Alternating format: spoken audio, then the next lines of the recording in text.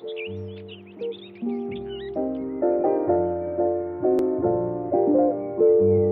is up, Phoenix family? I'm Ross Cessna, your effervescent and omnipresent host. We're about to go on an esoteric and occult odyssey. This isn't the designer spirituality that is polluting pop culture. It's your opportunity to explore age-old wisdom in the raw. With no further delay, I present to you the Spiritual Phoenix Podcast.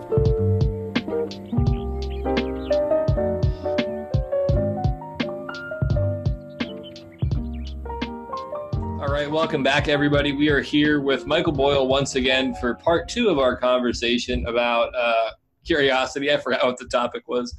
Maechyl, how's life treating you? It's pretty good. It's pretty good. Long-time listener, third-time caller. That's right. I am keeping this joke running for every time I'm here. Oh man! Well, if we continue to do this format, you're quickly going to outnumber everybody. That's why I'm doing it.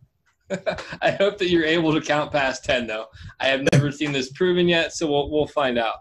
Well, that's the thing. In numerology, you can't go past 9, unless you get to master numbers. So, so you're fucked. It's going to get confused. That's a good excuse for not being able to count past 10. But whatever you need to tell yourself, Maechyl. One note, Ross. So today we're going to be talking about the dark side of curiosity. And I guess I'm more geared toward the dark side of most things, although I tend to be I can't even say that. I just like the darker side of things, I guess, for whatever reason. So what's your experience with the dark side of curiosity? I feel like you touched on it a little bit in the last episode, kind of mentioning the YouTube rabbit hole. Mm-hmm. Well, but before we get into that, I actually want to, because of what you just said, I wanted to ask you, what do you understand when we're talking about dark side? That's useful, especially because you said that you're more drawn to, is it aesthetically dark stuff, or I don't know? What do you think? So I think the darker side of stuff that I'm drawn to more so is concepts that people don't necessarily want to talk about directly or are uncomfortable talking about. And that could just be me wanting to seem edgy in my own mind, and it could all be a delusion. But as far as the dark side of curiosity, what I'm referring to specifically is when curiosity kind of becomes perverted and becomes more destructive than helpful. Okay. Nice definition. Yeah. Well, for me, I'd agree with that. I think that's the thing about destructive as well. And that's the video here.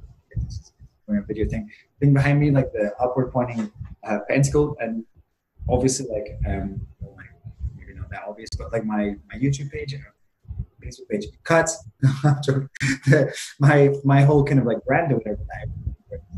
About white magic. I'm very much like identify really strongly with like right hand path occultism, and in a kind of general sense, although you're kind of like on thin ice if you try and make generalizations about like left or right hand path and what it really means. But what you said about kind of destruction, I think it's kind of closer to like left hand path than right hand path. Like something I used to say like years ago was like I add, like I don't take away. You know what I mean?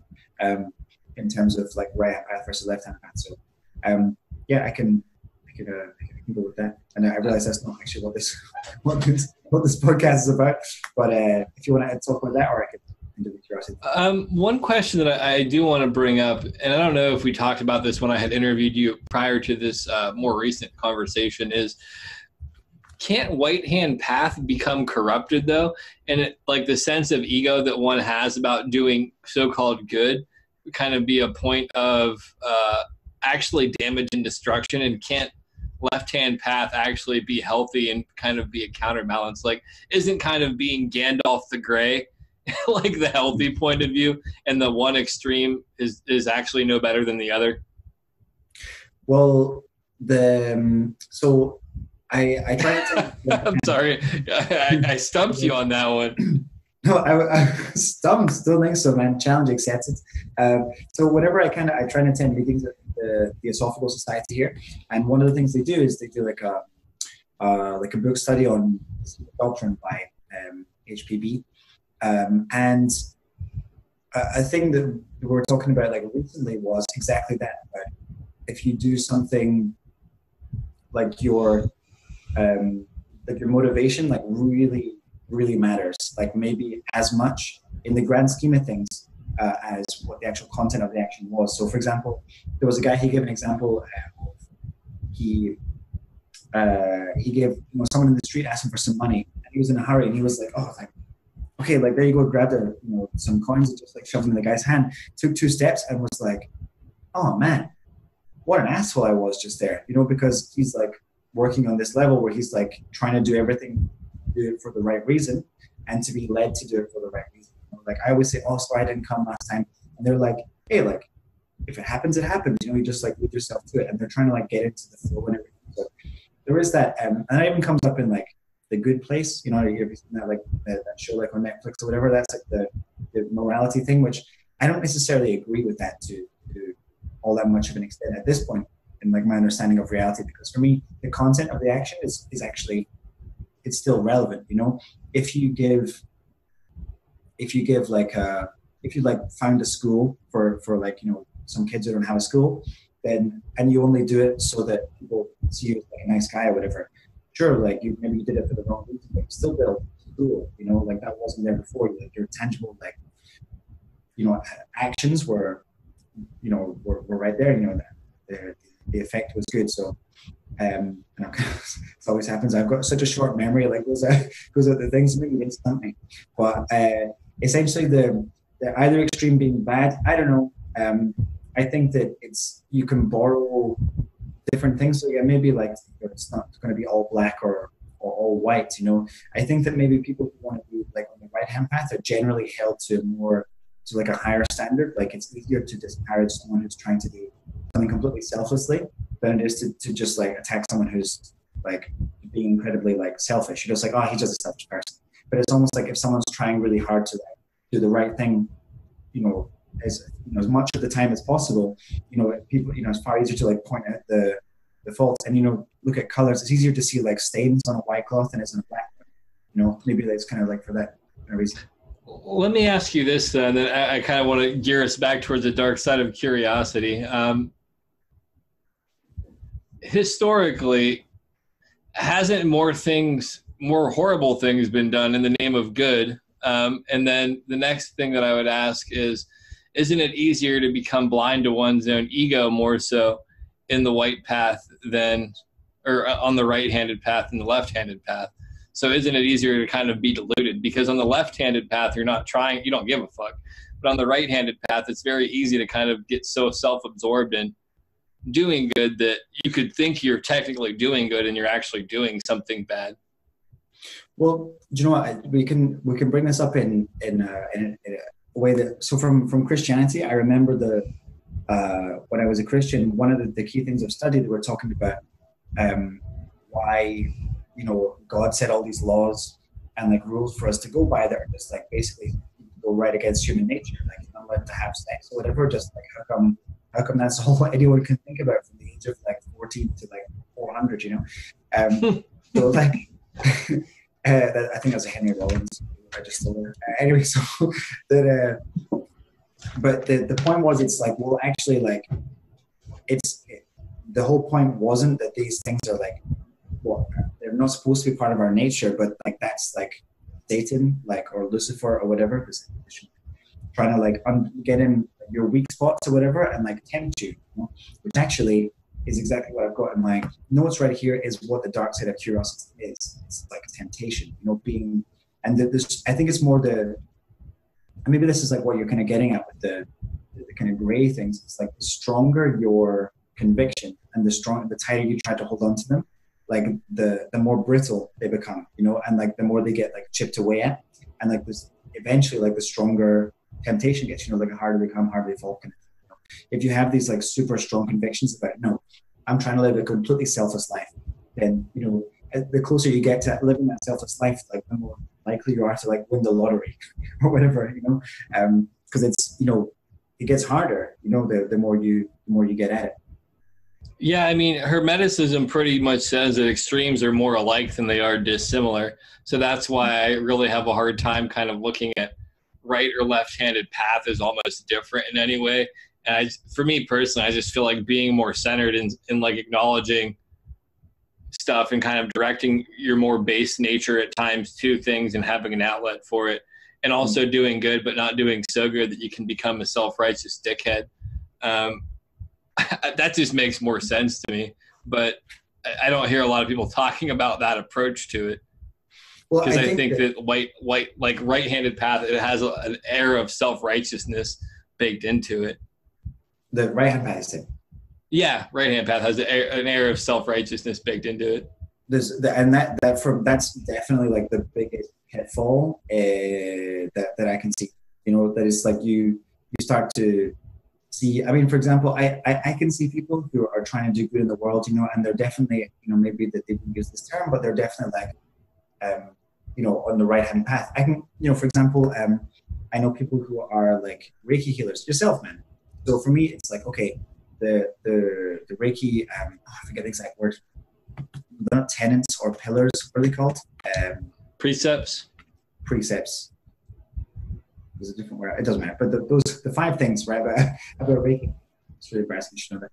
But the one of them is like, do no harm to, you know, to any other creature, any other person, whatever it is. And for me, like, okay, you know, that's the end of like, you know, eating meat or whatever, you know, and like you know, in one way, you know, of living life, I'm like, eating meat's like, not eating meat is like my thing, you know.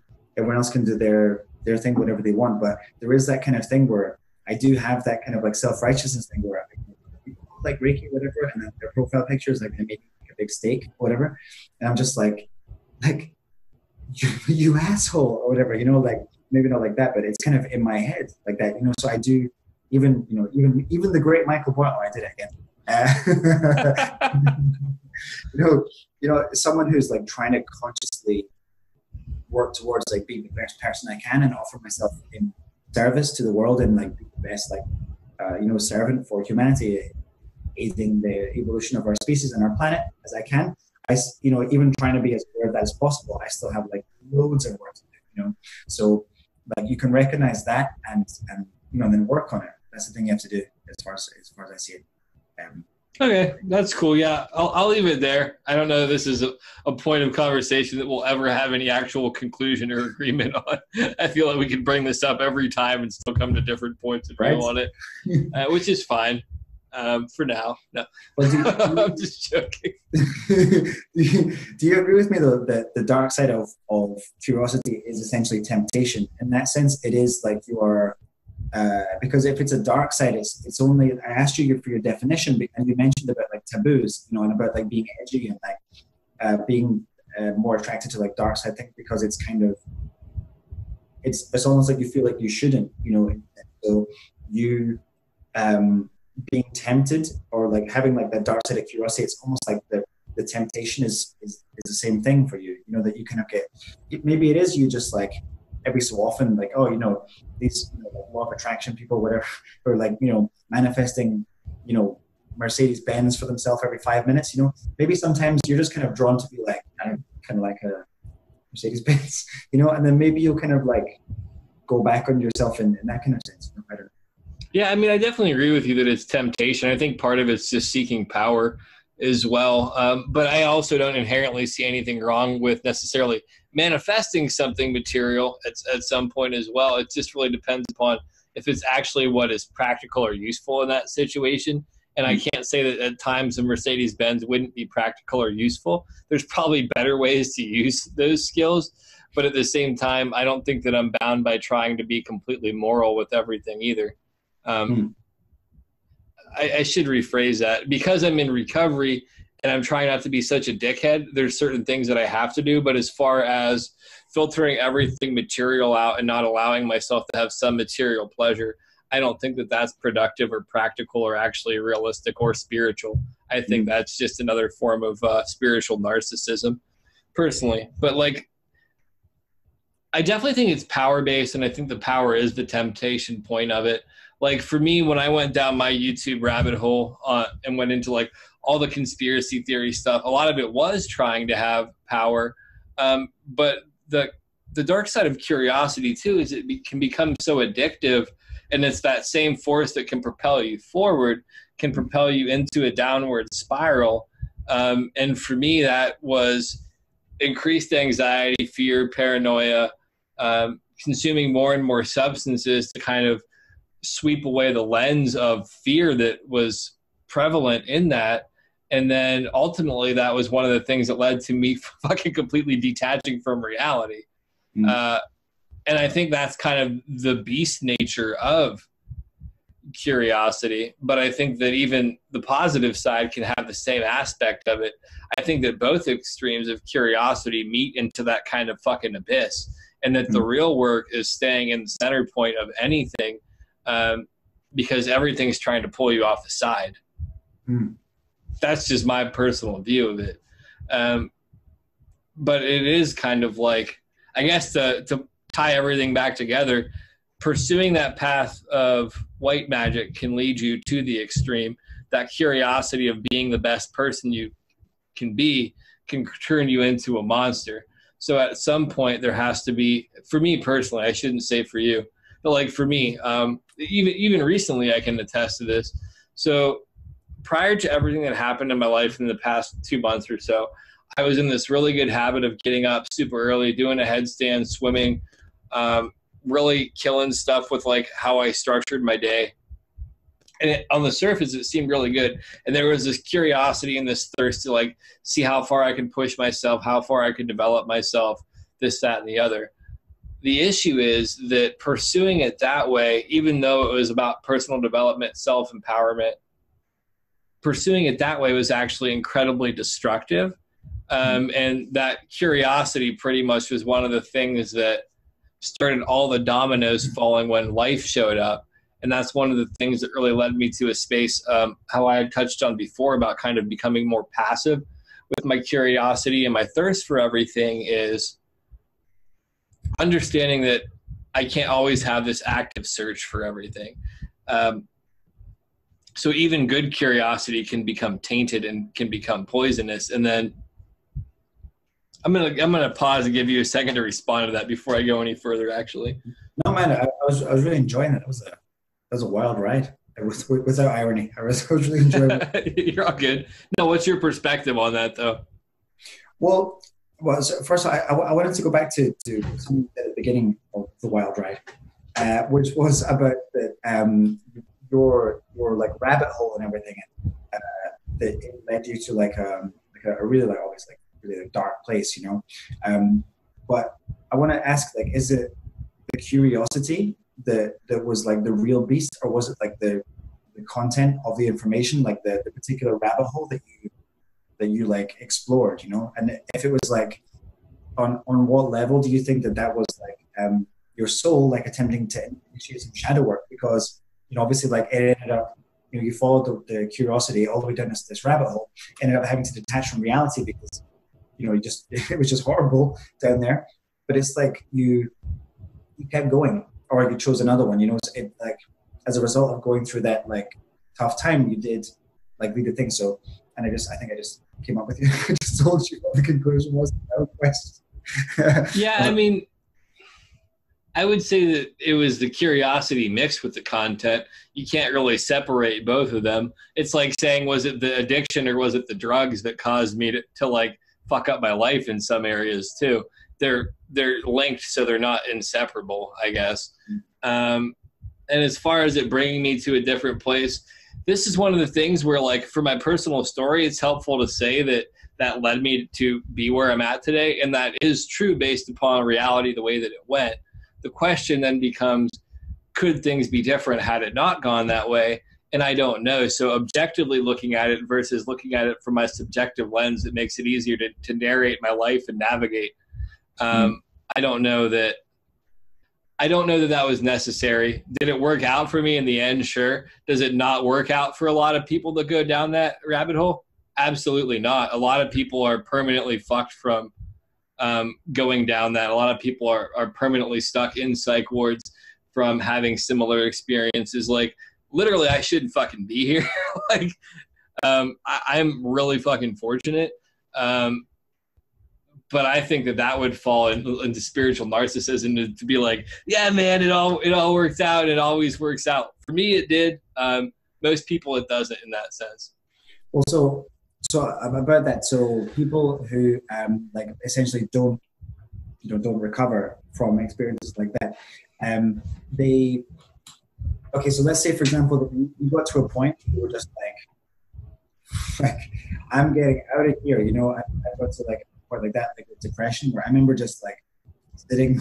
I literally just like sitting and just like looking around and being like, "Fuck!" Like there's like it's all gone. Whatever. Like there's like, and I decided it's like, am I going to die, or am I going to like find a way out? And I decided to just like stick with it or whatever. And here we are today talking about magic, playing at Harry Potter, like in our adult prime or whatever. But the like looking at experiences in like a broader scope where where like an event or like a situation that happens to someone, like it's just an event, So for example, with my depression thing, I was able to let it go. I like let it go so that I could like do the work. And with your experiences and things, that you were able to like disassociate with them or like not associate with them, so that you were able to like to recover. And I want to ask you, like, do you think that a lot of people who end up in psych wards and things like that, looking at of course, like disclaimer, like some people just need help, some people like just can't. Like I'm well aware of that.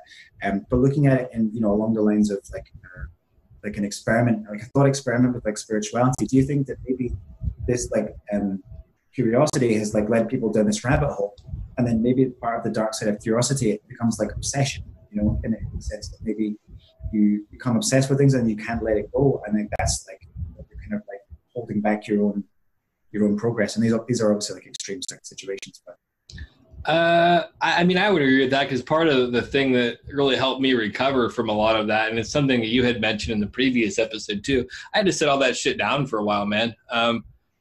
When I found out that the etymology of the word entertainment means to contain within, and I really looked at like what I was digesting and looking at all this like fear porn that I was, like the Alex Jones type stuff and all of these various things, it became apparent to me that was really fucking unhealthy.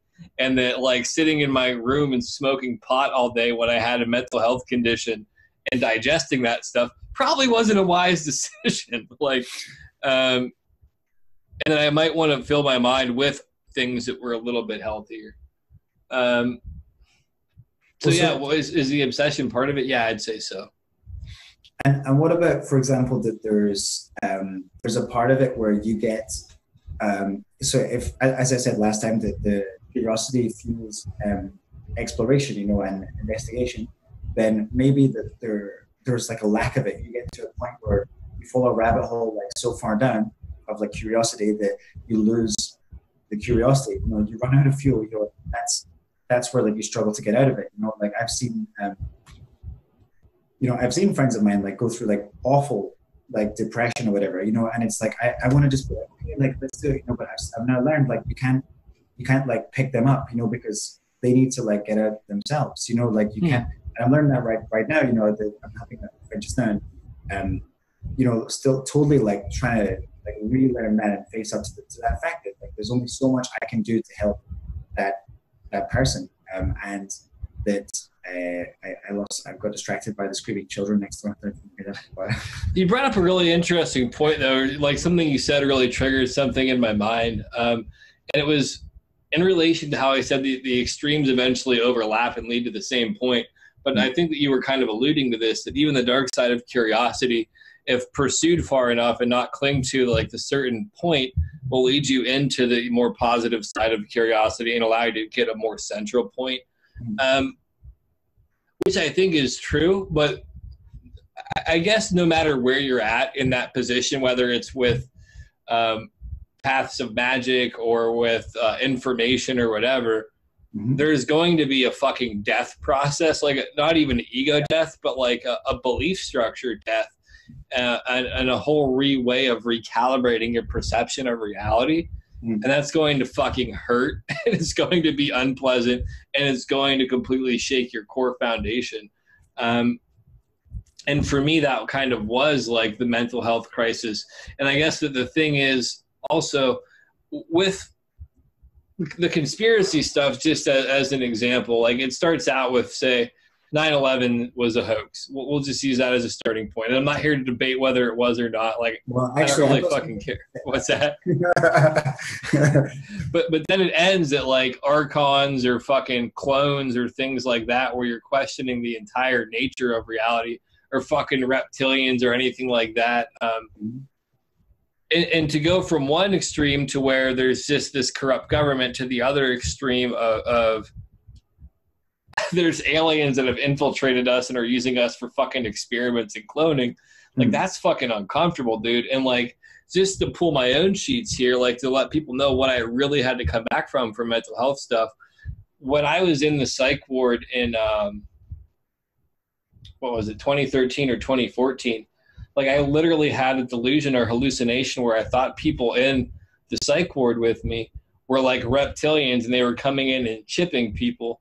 So like I had to completely restructure my reality, like, and rebuild my perception of everything. And part of that came from the point of saying, well, what the fuck can I do? I'm pretty much powerless over this situation. So I just kind of have to ride the currents of this and see what happens. And that's a fucking really humbling experience, I guess, overall.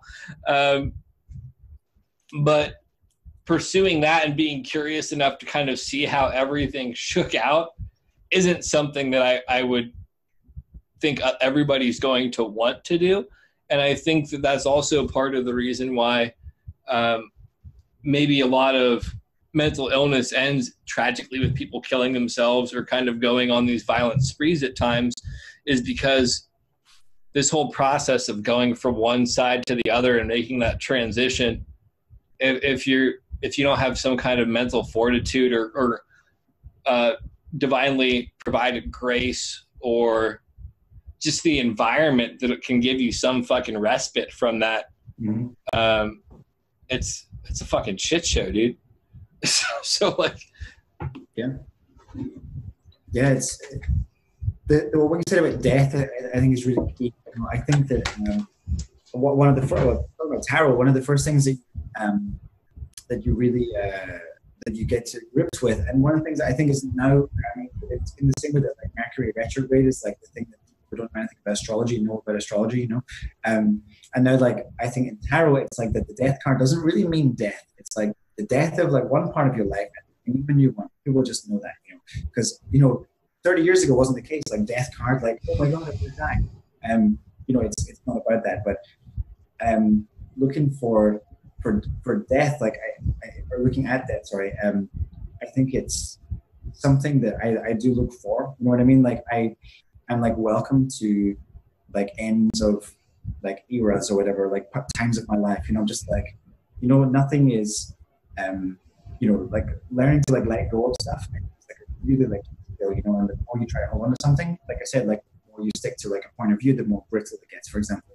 And maybe like talking about curiosity, like the part of the dark side is like what you're really looking for is like looking for death without like looking for a rebirth, which is like the real gold, you know, like, and that's how you get stuck in things. You don't allow yourself to rise from the ashes, you know, like that was the Phoenix. Anyway, so just in case you didn't know, Phoenix is, you the whole thing after a Phoenix, so you don't know what it is. So again, like with the whole conspiracy thing, absolutely, you know, you get to a rabbit hole, and then, or even another example is like the Flat Earth Society. You know, I don't know if there's you've seen on Netflix. There's like by the way, I'm getting paid no money for Netflix, but I've been pushing them hard. But I think it's called Looking for the Edge or something like that, or it's like a documentary about the Flat Earth like society. It's not like a flat Earth. It's not about being edgy. Really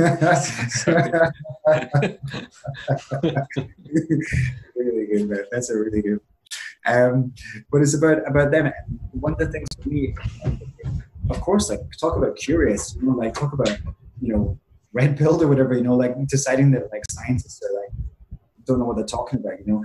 And in this documentary, they do a bunch of experiments. They follow people doing experiments, like they all chipped in and they paid for some incredibly like a gyroscope or some incredibly like expensive gyroscope and they did an experiment. They're like, if it's A, Earth is round. If it's B, Earth is flat. It was like A. And they were like, maybe we need to put it in like a lead casing. And then they just like didn't accept the results. So they did it again.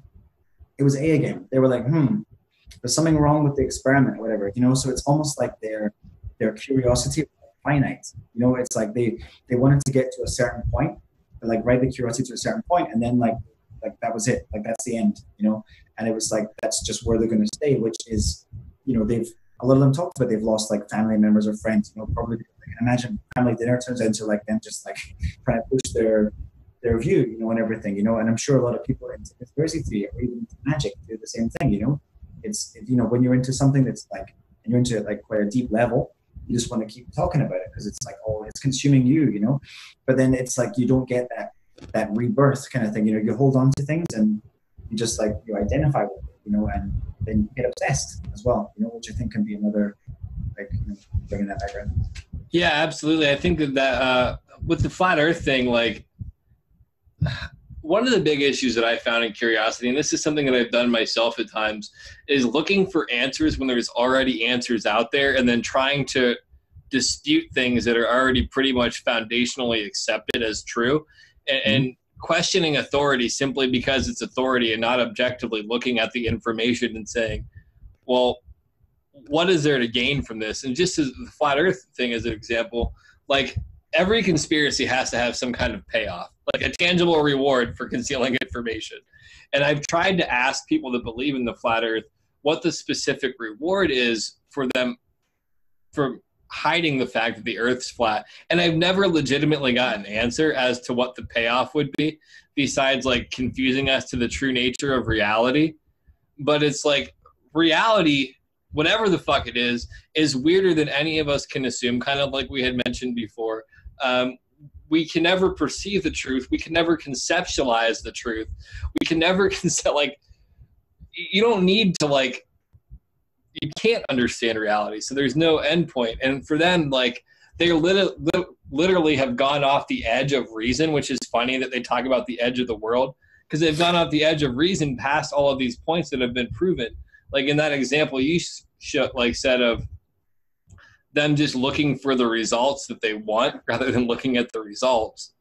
That's one of the failings of science in some regards too, then, in my opinion, because most science now is despite what people might say, most science now is looking for specific results than it is about objectively letting the information speak for itself, because objectivity in a real way is unavailable to the individual. Well, that's magic. You're right. That's you know, you're performing some kind of an experiment. You can kind of look at it as a ritual, you know, a process. So you're performing a process, trying to get a specific result. You know what I mean? And it's like, in fact, running the same like science experiment until you get this, like the result you want is the same thing. It's like trying to manifest a half-peeled orange or whatever, you know, by using sigils. You know, it's the exact same thing. You know, like that's not science. And sure, like there's things. Well, I'll tell you what, like talking about curiosity in science, you know, like they started off breaking from the church or whatever in like the Middle Ages, and I think we touched on this last time, but about like breaking away from like the autonomy of the autonomous authority, no, it's not the autocratic like mandate of the church, saying like this is thing, and you guys being like, I'm not sure, hey, I don't think like the Earth is the center of the universe, you know, and people being like, you're going to jail or whatever, and it kind of like chipped away at again like the church, you know, holding on to this like doctrine like so tight that it just became like, you know, it didn't become stronger, it became more vulnerable. But it's like that curiosity is really what has driven science, you know, and everything, but it's also what drives occultism, you know. But there is like, sure, there are some things that science like or scientists, you know, like, you know, the cartoon like white lab like scientist that doesn't really exist or whatever in my head. It was that guy.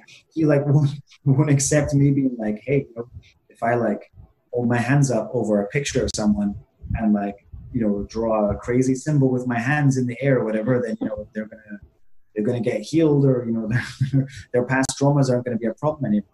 And, you know, that sounds like bullshit to a scientist, you know, but you know, like maybe maybe that's kind of the modern kind of occultism thing, especially with things like quantum physics and all the stuff that I absolutely don't pretend to understand at all. Kind of showing that all the rules that science is like kind of ruled by for so long, like they're not as like solid as they appear, you know. So maybe in our generation, I would see like that curiosity being kind of like widened, you know, and the scope of possibility being widened.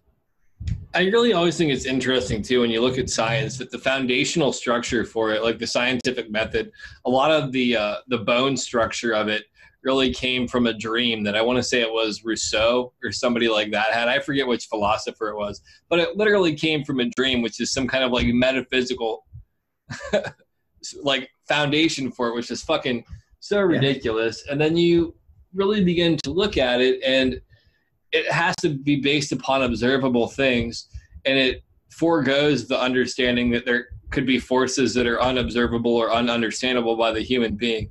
So it's a really, like, although we consider scientists smart, and I'm not going to discredit their intelligence in one area of life because I think that would be ignorant of me, but it's a really fucking narrow-minded view to look at reality to say that we as human beings can literally understand and observe every phenomenon that exists in the world, and if we can't quantify it this way, it doesn't exist. That doesn't make any fucking sense. Sure. I mean, for example, the crazy stuff like salmon, you know, like salmon, like they start off in Scotland and they're born and then they go down and then their whole physiology changes to be from freshwater to saltwater. And then they swim back up or whatever, and then change back.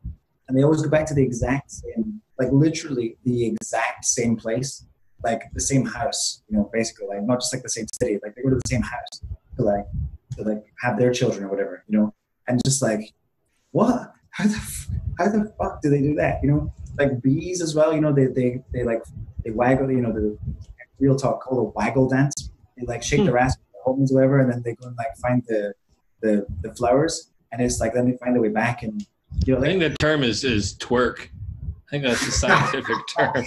Not the waggle dance. They twerk. Twerk it for dollar bills or whatever. And then they, you know, but it's like we can't see their thing, but they can. You know, dogs can smell like better than us.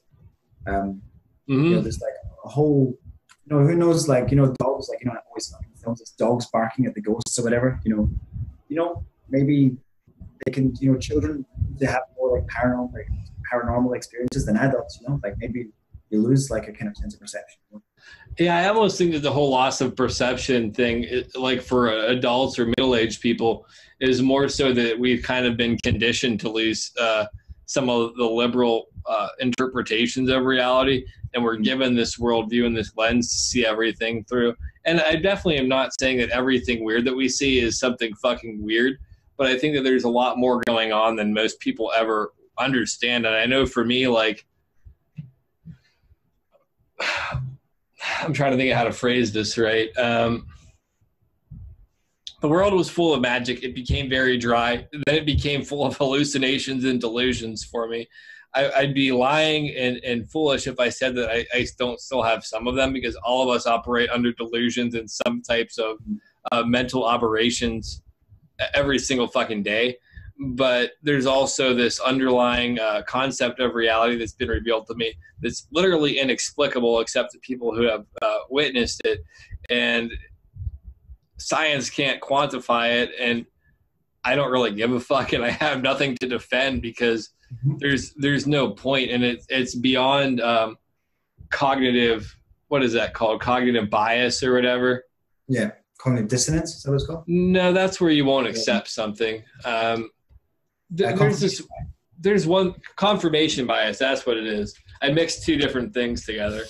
There goes that old personal delusion thing again.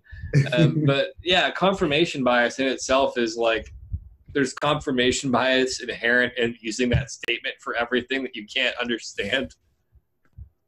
Like, it has to be this because this term exists, and it's like, you don't see the fucking paradox of saying that. But I'm fucking rambling now. I don't think we spoke that much. I think we just rambled about a bunch of stuff, but it was maybe okay. So for me, the dark side of curiosity, number one is like temptation. Another thing is like putting a limit on your own curiosity. You know, like being curious up to a point, and then discrediting everything else. And maybe it's even like this conversation kind of just like unfocused. Like you don't, get anywhere. I'm not saying we haven't got anywhere. It's not. I'm taking the. But basically, I'm sorry. I'm just unfocused. Like you just kind of generally curious without it being like a real thing to investigate. Yeah, I would definitely agree with the kind of unfocused aspect. But one of the things I would say is I don't even know so much. Like I think that the sticking thing that you had mentioned is true in certain aspects, but the other aspect of it too is going far beyond where any kind of there's no reason to go out there. Like there's already conclusions that have been reached, and then kind of having the ego or the wherewithal to continue to question some things. And this is where it's tricky to say that, because sometimes there is truth out there, and there's still things to be found. But parsing out when that's actually legitimate and when it isn't is a whole different thing. This is kind of, I'm going to leave with a question, and I'm going to stop before you can answer it, because I think that it'll be an interesting topic, maybe for a future discussion. Is it possible, and this is more geared towards, we'll use the flat earth as an example, but the general concept would apply to anything. Is it possible that in their reality, and I mean tangible reality, that there literally is a flat earth and they're tuned to something different but connected here, and we witness them as fucking fools, but here we're on globe earth and they seem foolish, but there's two alternate realities overlaying, and in both of them the other person's foolish.